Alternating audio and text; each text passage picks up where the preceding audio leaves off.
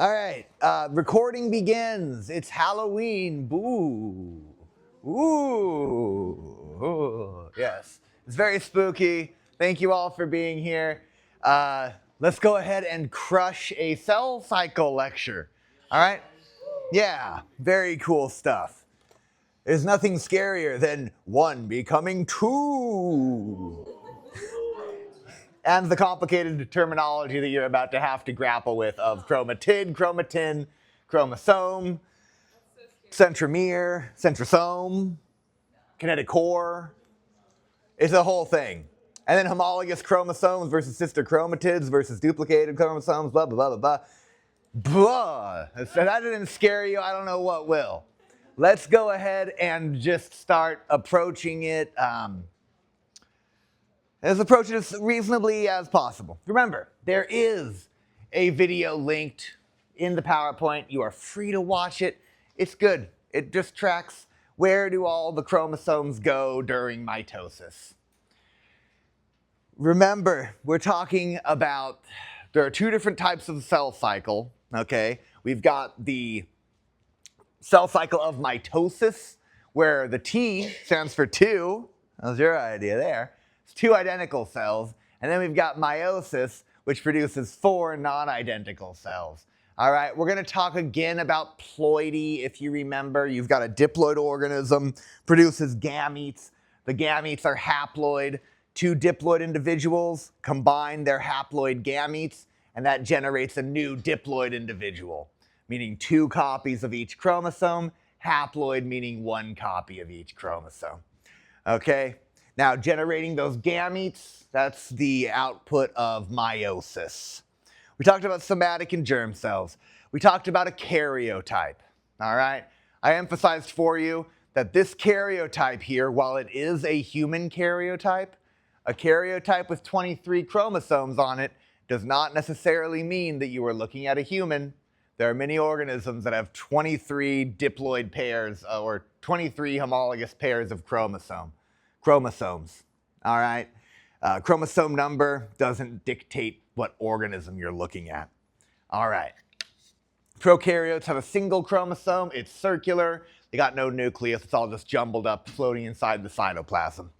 Eukaryotes have a nucleus. They have their genetic material split into a bunch of linear molecules, these chromosomes, which then get all condensed around proteins to give them the classic chromosome structure. Chromosomes are usually illustrated like this, or like this, or like this. All right? You usually see chromosomes in their duplicated form. Now, as I mentioned in the previous lecture, okay, before a cell divides, all the genetic material needs to be replicated because you want each daughter cell to have the same DNA. All right? We're talking mitosis. We're focused on mitosis now that makes copies. So remember, the goal of mitosis, minimize variation. You want two identical daughter cells to be produced. The goal of meiosis, maximize variability. Okay, maximize variation. Because meiosis exists for sexual reproduction, and sexual reproduction exists to generate variability in offspring, in the population. All right, so chromosomes, all right, genetic material, long linear molecules get wrapped around a bunch of proteins. We'll talk more about that when we talk about our genetics section, okay? But right here, we are looking at a duplicated chromosome. The duplicated chromosome has two sister chromatids that should be identical to one another. They're joined together at the centromere right there. Questions so far? This is all just a refresher from the previous lecture. Good?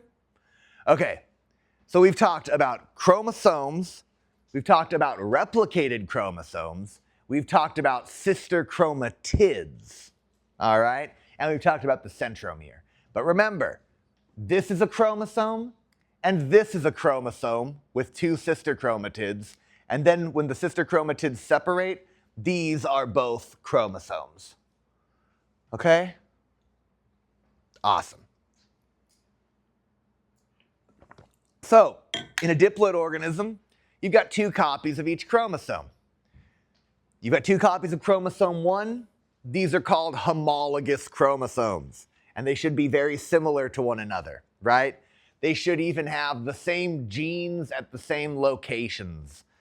The term for a location on a chromosome is a locus, or in the plural, loci, all right? So we would say that these two chromosomes have the gene for eye color at the same locus, all right? The specific location on the chromosome.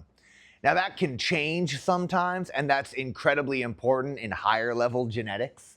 If a gene moves to a different locus on a chromosome, well then that's going to change how crossing over, generating of gametes, all these regulation of expression, how all these different, it's going to have all these different knocked-on effects, okay? But those are for you to be worried about in the genetics course, not to be worried about as much here, where we're just defining what homologous chromosomes are.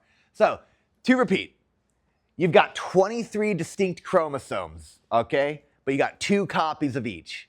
So you have 2 copies of chromosome 1, 2 copies of chromosome 2. Each pair, that's considered a pair of homologous chromosomes. And those homologous chromosomes should have the same genes at the same locations. Solid? So that means you got 2 copies of each gene. So far, so good? Awesome. Homologous chromosomes, hey, check this out. Here's a situation where you've got different forms of those genes, all right? We call these alleles. So if we look back real quick, this is the brown eye version of the eye color gene. This is the blue eye version of the eye color gene. So we would call this the brown eye allele and the blue eye allele. They're just different versions of the gene that determines eye color. Fair enough? So alleles are different versions of a gene. I love it. Okay. So in this case right here, we have different versions of genes being indicated by uppercase or lowercase letters. So on this chromosome, you've got genes A, B, and D. On this chromosome, you also have genes A, B, and D, but this chromosome on the right side, okay, has a different form of gene D than the chromosome on the left. Fair enough? Okay, now we look at this other chromosome, similar situation. These homologous chromosomes, right? They have the same version of gene E, but different versions of gene G. All right? Good so far? Okay. They're all at the same location. So now following the chromosome duplication process, when you go from the unduplicated chromosome to the duplicated chromosome, okay, or the replicated chromosome, sorry, all right, the genes should be the same because this is a process of replication. All right, you see how this chromosome got replicated, and it has 2 copies of uppercase A, 2 copies of uppercase B, 2 copies of uppercase D. The point is that in this replication process, you replicate. You get the same version of the allele. All right? Terminology. Lots of terminology to learn. Ready? Let's look at it one last time. I know I'm hitting this a lot, but it's really going to be key when I start to talk about the cell cycle, because I'm going to go assuming that you know these terms. I'm going to be like, look, sister chromatids separate. Okay, remember they're going to be the same. Boom, boom, boom, boom, boom. So we're going to lay the foundation right now. Sister chromatids in a replicated chromosome, all right? Non-sister chromatids, okay, between 2 separate replicated chromosomes. So they're still chromatids because they're part of a replicated chromosome joined to another chromatid at a centromere. These chromosomes here are not homologous to one another, but these chromosomes here are homologous to one another.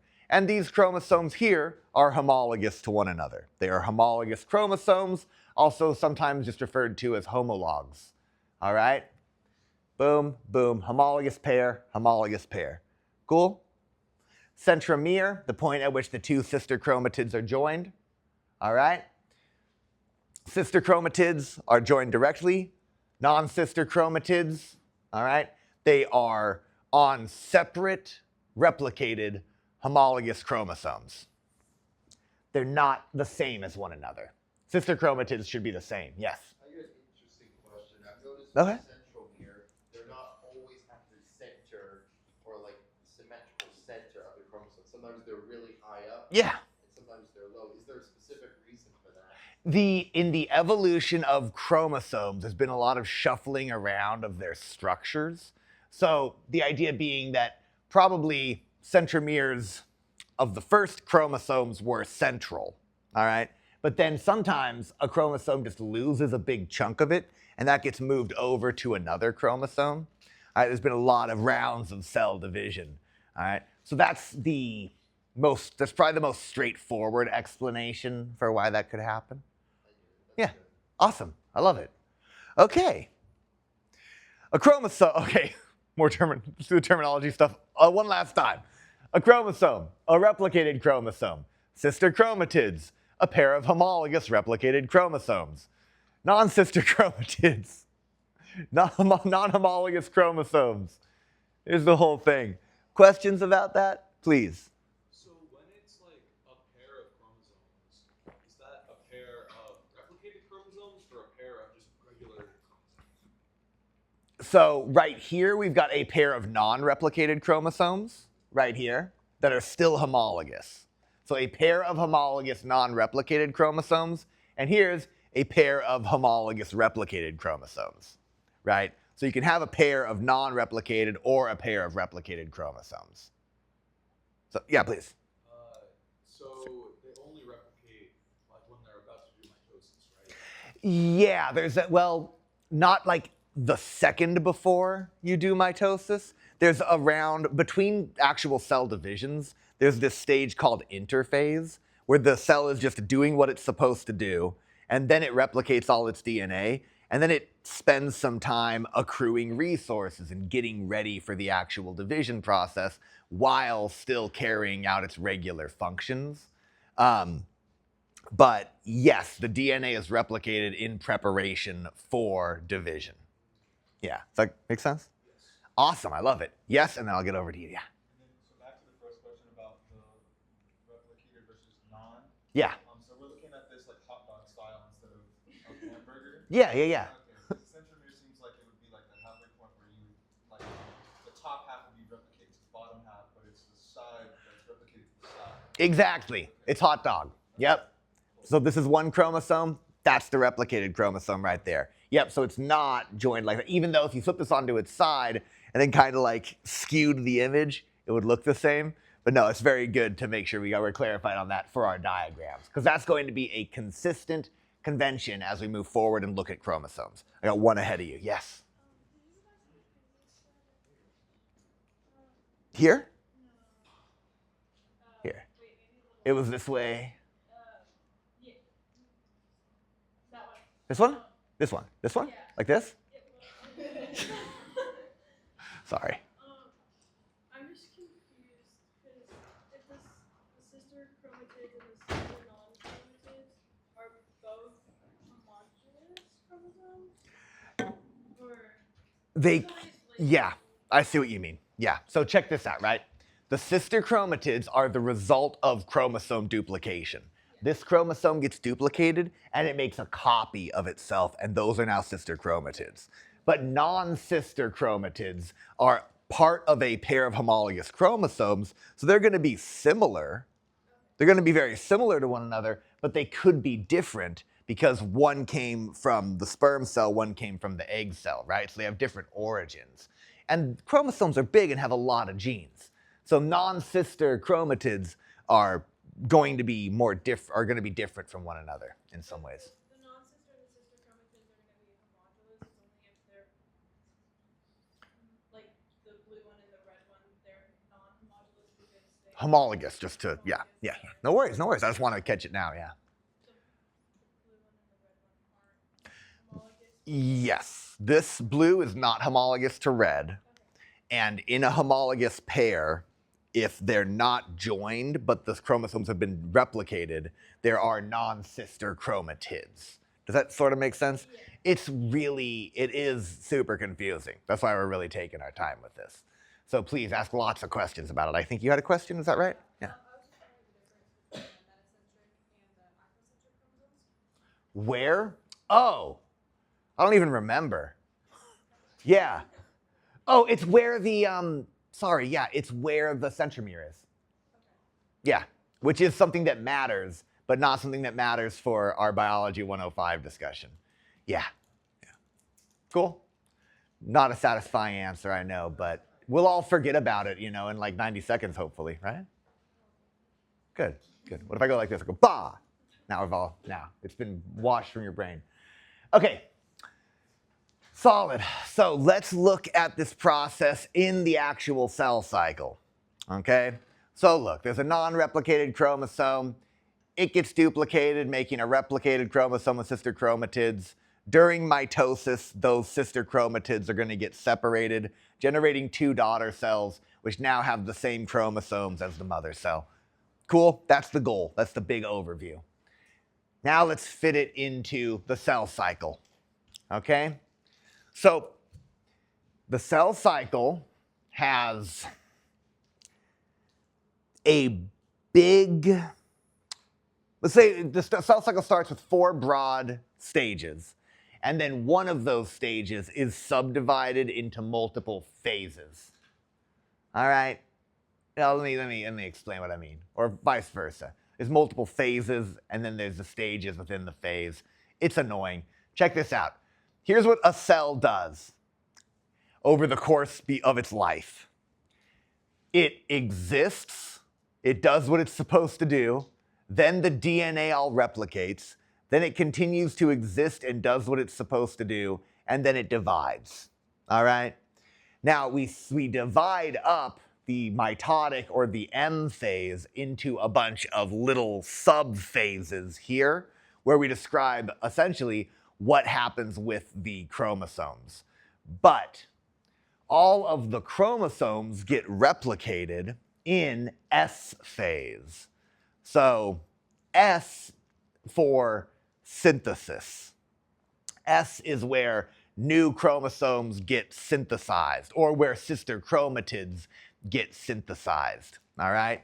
So this part right here happens during S phase of what we call interphase.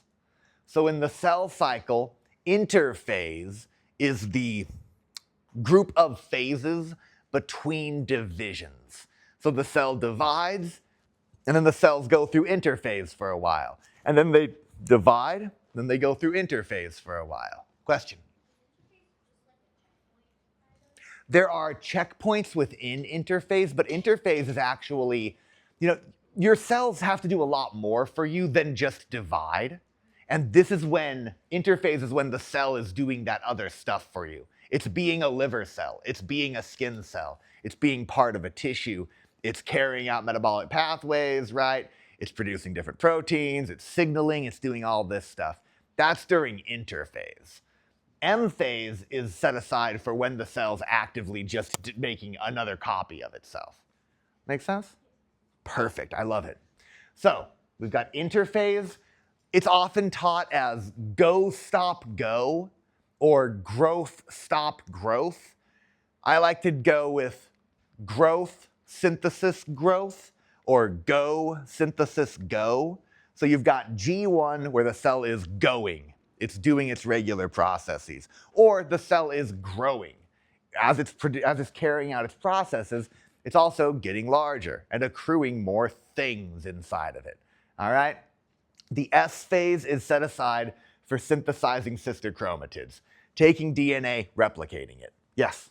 So during the S phase, is DNA replication the only thing that happens? The other processes are still happening, right? But DNA replication is the most important aspect of the cell's job right then. So are energy processes like metabolic pathways within the cell changed in a way that diverts more energy towards that process? That's really good. That's a really good way of saying it, right? Yeah, a lot of energy is dedicated in the S phase to synthesizing new DNA. So pathways get regulated in ways that portion more of the energy available to DNA synthesis. So the other processes slow down. They don't necessarily all stop. The cell's still doing things. It's still going, but its primary function during S phase is to carry out DNA replication. Cool? Awesome. So after DNA replication, imagine you've depleted a lot of energy reserves, you've just spent all your time carrying out DNA synthesis, and now you've got another go phase or grow phase where you are doing what you're supposed to do as part of a tissue, you're surviving as a cell, and you're also accumulating resources for the upcoming division. Because in that division, just one second, in that division, each daughter cell needs to have enough of everything, not just DNA. Each daughter cell needs to have enough mitochondria or chloroplasts, enough cytoplasm, enough membrane in general. There needs to be enough of each of the components of the endomembrane system, right? So you're synthesizing new phospholipid bilayers. You're generating more cytoplasm. You're getting bigger because you gotta divide and you gotta make sure that each daughter cell has enough of everything, not just DNA. Yes, please. Do you know if the synthesis required to do full mitosis, where you're doing all those things you just described, is Yeah. that more of an energy investment than replicating DNA? No, I don't know which one's like quantified as a greater investment of energy. That's the question? Okay, yeah, no, I'm not sure. I don't have a quantity of like how much ATP is consumed per unit time, which when you're the most metabolically active. It's a fine question, it's interesting, but it's one I don't have an answer to. All right, so the stages of interphase, G1, S, G2. How does that feel with that explanation? Okay, it's all right? Yes, please. But in the diagram, the M phase is in between G1 and G2. Yes. So it grows, it synthesizes, it grows, and then it goes to the mitotic phase. Mitotic here. Mitotic, but it's also going to be the meiotic phase. It's going to be the same. We're talking about meiosis. But yeah. It's two different cycles. If the cell undergoes mitosis, it goes through the mitotic phase. If it's undergoing meiosis, it goes through the meiotic phase. Okay. And don't concern that with myopic, because, that'd be short-sighted of you. Yeah, that's not. It's a little joke, yeah. Okay. So the cell grows, replicates its DNA, grows again, and then divides. Okay, so that's just that. I don't even know what to call it now. That phase, M phase. M phase. Division. Perfect. Is the division. Okay. Yep. Absolutely. Cool? Yes, thank you. Awesome. Everybody good with all that? Okay, I'm thrilled. Now we get to talk about the M phase. Specifically, we're going to talk about mitosis, just like how I talked to you about respiration before photosynthesis, because respiration is a little simpler, all right? We're going to talk about mitosis before we talk about meiosis, because mitosis is a little bit simpler. Cool? All right. We're starting here at G2 of interphase. So let's orient ourselves into the cell cycle. Here we are at G2. So the DNA has all been replicated at this point, but the DNA is not all condensed yet. So you have replicated uncondensed chromosomes. So it's a big thing of spaghetti inside of the nucleus. But these long spaghetti strands are joined at the centromere already. They're just going to condense down, okay? You don't need to know too much about the details. It's weird to think about the duplicated chromosomes uncondensed because all diagrams show them condensed, and that's okay. All right. So at G2 of interphase, the nucleus is intact. All right, the nuclear envelope is solid. You've got these centrosomes, which are not the same as centromeres. All right. The centrosome is a structure involved in generating these microtubules, all right, that are going to serve as the mitotic spindle. I know, it's great, right? And then, hey, think about this. The centrosomes are made up of centriole pairs. I'm not going to be testing you on the structure of the centrioles or the centrosomes, which are responsible for producing microtubules here. But remember, folks, as the cell divides, it is key, it is incredibly important that each daughter cell receives a full complement of chromosomes, right? So these mitotic spindles are going to be involved in moving the chromosomes around and making sure that each daughter cell gets one copy of each chromosome. How's that possible?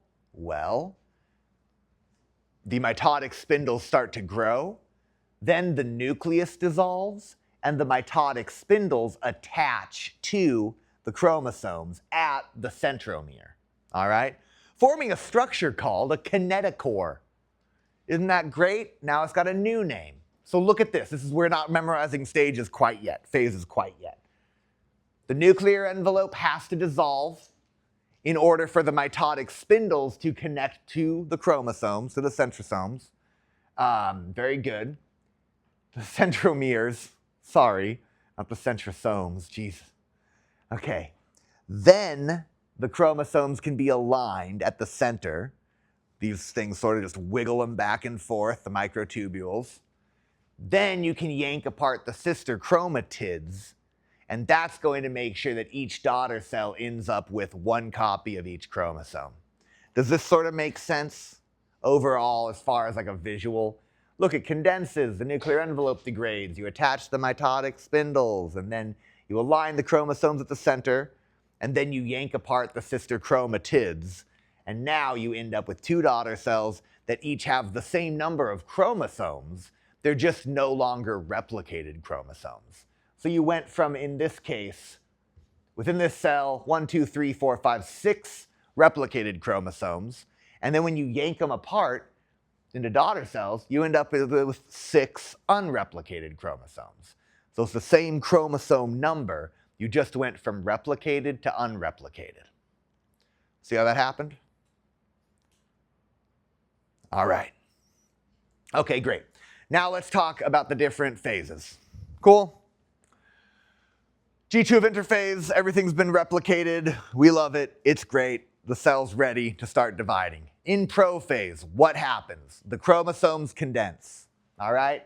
So the replicated chromosomes all condense, which is going to make it easier to move them about and to make sure that they get separated correctly during the later phases. The mitotic spindles extend, the chromosomes condense, and actually the nuclear envelope begins to degrade. In pro-metaphase, all right, in pro-metaphase, the nuclear envelope has completed its degradation. So now the kinetochores can all form. What's a kinetochore? Well, a kinetochore is when the mitotic spindle attaches to the centromere. Okay? So when the mitotic spindle, these microtubules, attach to the chromosomes, we call that structure a kinetochore. And we call the microtubules that are attached to the kinetochore microtubules. And then the microtubules that don't connect to kinetochores are also important in this process, and they're called non-kinetochore microtubules. I'm going to emphasize the things that you need to know that I think is important for your Bio 105 understanding here. But I want to give you extra pieces sort of as we move. Okay? So, prophase. The mitotic spindles grow out. The chromosomes condense. The nuclear envelope begins to degrade. Prometaphase. The mitotic spindles have attached to the chromosomes, and the nuclear envelope has degraded. Okay? Metaphase. The chromosomes all align at the center of the cell at this imaginary location, okay? But the center of the cell where they all align is called the metaphase plate. The metaphase plate is not an actual structure, okay? But it's a location where all the chromosomes are aligning. That's metaphase. Just think like meta middle, all right? In anaphase, the sister chromatids get pulled apart, okay? And we go from replicated chromosomes to unreplicated chromosomes, all right? So you'll see in anaphase, these separated sister chromatids look like the letter A. And that's because what's actually happening is, you imagine there's two of me, and we're belly to belly, and our belts have magnets, and so we're attached to each other, right? And we're sister chromatids. Two Johns, what? All right? Now, think about if a kinetic core microtubule was attached to my belt here at the back, okay? And I'm attached to my replicated chromosome, my sister chromatid, and then that thing pulls me. I'm gonna go, whoa, like that. And that's what's happening here to give these the A shape. And just think anaphase, A, the sister chromatids are getting pulled apart. And they go, whoa, all right? Good? So that's anaphase, the phase where the sister chromatids get separated. Next, we've got telophase. And in telophase, the new nuclei begin to form. So the nuclei begin to form in cytokinesis. You get cleavage of the cytoplasm. So you get the two daughter cells actually separating. So prophase, metaphase, and anaphase all happen in this one big chamber. And then in telophase, you start to really separate out the two sets of chromosomes by forming nuclei. And then in cytokinesis, you actually split the cytoplasm apart. All right? So now you actually physically separate the two cells. So, prophase, metaphase, anaphase, telophase, cytokinesis. That's what I want you to really be focused on. So in prophase, oftentimes you'll group prophase and prometaphase, all right? But just think about prophase as the nuclear envelope degrades and the kinetochores form, okay? Kinetochore microtubules have to attach. Cool? Oh, question there. And is that a question hand? It is? Okay, I'll get to you next. Anaphase, telophase, cytokinesis. PMAT, see? Right? Solid. Boom, then boom. Yeah. So metaphase, what is the actual point of lining them all up like that? Oh, absolutely. It's so that so you get everything aligned here, and then the way that these kinetochore microtubules actually work to pull on the sister chromatids is through desynthesis. It's really weird. They're being like degraded here at the centrosomes, and that's actually pulling them closer. It's like if you're feeding a branch into a shredder, right? It's getting pulled through, and if you're holding on to the end of that shredder, if you're the chromosome, you're going to get pulled along with the branch that's going into the shredder. You see what I mean? So you get everything aligned at the prometaphase plate so that the same amount of deconstruction pulls everything together towards the same area. If this was here and you tore apart the kinetochore microtubule, it would just go boop and then detach. You see what I mean? So aligning everything at the center means that everything gets pulled towards the centrosome to the same degree if they decay the kinetochore microtubules for the same amount of time. A little bit clunky in my explanation, but did that? You got it. I'm satisfied. Okay, sick. Yes, points. I'm taking some points. All right. So here's metaphase. Everything aligns at the middle. Oh, yeah, please. So just a double check, they don't physically split until cytokinesis because that's in the cytoplasm? The chromatids, the sister chromatids, physically separate at anaphase. Oh, okay. Yep, anaphase is when sister chromatids separate, but the full separation isn't complete of the daughter cells until cytokinesis. Telophase, sorry. Cytoplasm is fully split. That's when the cytoplasm is fully split apart. Yes, the sister chromatids split apart in anaphase, but the daughter cells are not fully separated until cytokinesis. Yes? So, I'm trying to figure out how to word this. In anaphase, the sister chromatids get pulled apart. Yeah. And it goes from duplicated to Unduplicated or unreplicated. Yeah. duplicated to unreplicated because they're pulled apart. Mm-hmm. And then then in telophase and cytokinesis, when these form two new cells, these daughter cells are then going to replicate. The daughter cells are then going to go through G1, where they do what they do with unreplicated chromosomes, and then an S phase where they replicate their chromosomes, and then G2, where they do what they do, all right, and then another round of division. So they just keep dividing. Yeah. Okay. Yep. Absolutely. No, just division, division, division, division, division. Yeah. Keeps going. You got it. Okay, great. Yes. If they keep dividing, do they get smaller or do they stay the same? They get bigger again, right? So it's like the cell starts like this at the end of the M phase. And then during G1, it gets bigger. And then it stops for a second for DNA synthesis. And then during G2, it gets bigger. And then during M phase, it splits, all right? And then during G1, it gets bigger. And then during S phase, it stops, you know?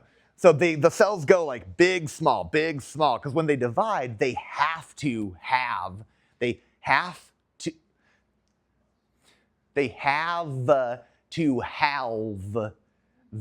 size because they split in halves. So I'm having a hard day. But you know what I mean? I'm having a hard time here. Points. That's really good. That's like a dozen. You've earned a lot of John points today, honestly. You've had some good, solid questions. Yeah, and then I love that joke. So, okay. What were we talking about? Cytokinesis? Yeah. We got through here? Okay, cool. I love it. So telophase cytokinesis, the new nuclei form, all right, and the cytoplasm actually separates. This slide here exists to emphasize a couple things. One, the metaphase plate is an imaginary structure. It's not an actual plate, okay? But it's where all the chromosomes align. Two, the chromosomes can only be moved about and caused to align because they're attached to those microtubules, which are growing and shrinking and moving the chromosomes that way, all right? So and then also three, to show you the kinetochore structure and make sure we're comfortable with this tiny little word in the lower right-hand corner of the slide, kinetochore, okay? So let me zoom in. Whoa. All right, so those mitotic spindles, remember? Those microtubule structures that grew out of the centrosome, all right? These kinetochore microtubules, they grow out and they attach to the centromeric region. This is where they're going to hook on and move the chromosomes around, all right? When the mitotic spindle microtubules are attached to the centromere, there's a new structure formed, and the name for that structure is the kinetochore. Remember, kinet always, or kinesi, always has to do with movement, kinetics. All right, so the kinetochore allows for movement of the chromosome. All right, cool? And then later separation of sister chromatids, because you're gonna just pull on both sides of this until you yank the centromere apart. Has that worked for everybody? Awesome. If I hit escape, it should just zoom out. Seamless. So of course, it's not as clean and tidy as in the diagrams, but you can see things align. We've got real deal images. Here's an image of a kinetochore with a bunch of kinetochore microtubules attached to it. And here are some real deal images with the key structures labeled with different colors in fluorescence. We've got the chromosomes as blue, microtubules as green, and these are going to be involved in generating the kinetochores, and then microfilaments in red. The microfilaments, remember actin? Remember talking about that way back when? These are also important for structure in the cell. And remember how I talked to you about how microfilaments are really good for pulling things? They're like filaments. It's like a rope. It's better at dealing with tension forces than compression forces. So the microfilaments are going to be involved in making this contractile ring around the center of the cells, allowing them to split off It's like a little rope got tied here and then got pulled taut and pinched a bubble in half. Half. Oh man. So the chromosomes, look, in G2 of interphase, they're duplicated but not condensed. In prophase, they're condensed. In prometaphase, the kinetochores have formed, okay? The microtubules attached. Look here in prophase how the kinetochore microtubules have started to grow out. They attach. Metaphase, everything's aligned at the middle. Anaphase, everything gets separated. The duplicated chromosomes are separated. The sister chromatids are separated, all right? Telophase, cytokinesis, all right? You get the now non-replicated chromosomes really separated, the new nuclei form, and then you're getting this ring that's forming and snapping the cytoplasm in half. So here it is in an actual image, okay, showing the locations, I guess even relative amounts, if you want to talk about it that way, of the chromosomes and the microtubules. These are the two things we're focusing on, yes. Does prometaphase look so chaotic because the nuclear envelope is open while the chromosomes are having like a chromosome party? Yeah, they're kind of all just jumbled all over the place. And then metaphase gets a little bit more organized, right? Yeah, so once the nuclear envelope degrades, everything's like falling all over the place. So this is a pretty hectic phase here between prophase and prometaphase of getting those kinetochores to form. And that also is a crazy process where there's a ton of these microtubules that just shoot out in all directions and are hoping to sync up with a centromere, to actually form a kinetochore. But you end up with all these other microtubules that extend out and just miss chromosomes entirely because there's nothing like seeking out. They have an affinity, the end of these microtubules, for the centromere, but there's nothing seeking out to attach and locate them and bring them over. But that's for your cell bio class to talk about, 100%. Yes, then yes. Sorry, did I answer the question? Okay, good deal, yes. So they just kind of, the tubules just kind of like shoot out and then all of them reel back in, whether they've got one attached or not. Kind of. There's something special about the kinetochore microtubules that makes them desynthesize differently, but I can't recall what exactly the thing is. Yeah, but in a cell bio course, you'll get, or even honestly, in a plant biochem course or an animal biochem course, you would probably talk about this because they talk about synthesis and desynthesis of the microtubules a bit. I would hope they would at least, yeah. This is less of a mitosis question, more of a chromosome question, but which naturally occurring organism has the most chromosomes? I have no freaking idea. Yeah, I really don't know. It's interesting because it doesn't necessarily make them more complex or less complex or more successful or less successful. Yeah, I can't remember the answer. And then you also run into questions of like polyploidy, with organisms that have more than 2 copies of each chromosome. Usually we're talking about like how many distinct pairs there are, but yeah. Yeah, I just don't have an answer for you. Yeah, search that up. I'd be interested. Yeah, that'd be great. I would honestly like to know. All right, so let's zoom out. Oh, please, question. Which part of the cell cycle is like most likely for like mutations to form? Great. So in the cell cycle, the portion of the cell, I'm repeating for the recording and to make sure everybody heard the question. The portion of the cell cycle where it's most likely for mutations to occur is here in S phase of interphase. So when you're synthesizing and duplicating the chromosomes, errors in replication can happen, and that's where a lot of your mutations arise. Yep, it's actually pretty huge. It's a good point to emphasize. 3 points for you. Yes. All right. Now let's zoom for a brief moment away from the chromosomes, and here we're going to look at cytokinesis and the actual division of the cells. So one of the big differences between animal and plant cells that we've discussed is the presence of the cell wall, right? The cell wall is really important in the structure of plant tissues, but the cell wall prevents a sort of complication when cells are dividing. Because look, you need to form, you separate, in an animal, you take a bubble, you tie a ring around the middle, you tighten that, you get 2 bubbles. Pretty straightforward, right? In a plant cell, you've got this big box that the cell is sitting in.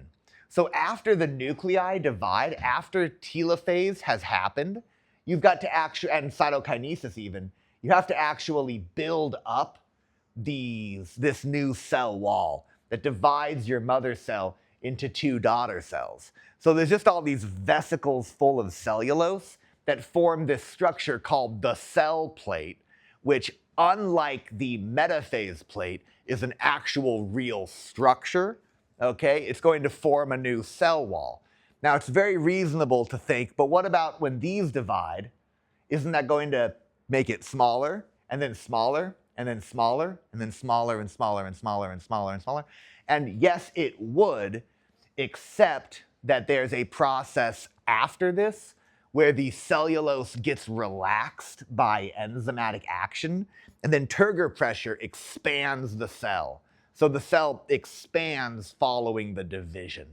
All right? The cell wall, though, needs to be relaxed in an additional step, whereas it's much simpler in animal cells because the cells aren't in a box. Yeah? Is that why new plant growth is like softer? Yeah, that's part of it. It's a big part of it, of why new plant growth is softer. The cell walls aren't as fully formed, but they are also intentionally relaxed, right? So you've got some new cell wall that's weaker, and also the cell walls need to be relaxed. And then there's this whole thing about how with the structure of the cell wall, they can expand better in one direction than in the other direction. So you end up with rectangular cells all the time. But that's the thing for your plant cell bio or your plant anatomy course or something like that. But it's all interesting. We did it, folks. We've completed another lecture. Yeah, have a happy Halloween. Happy, spooky, boo, skeletons. Bye.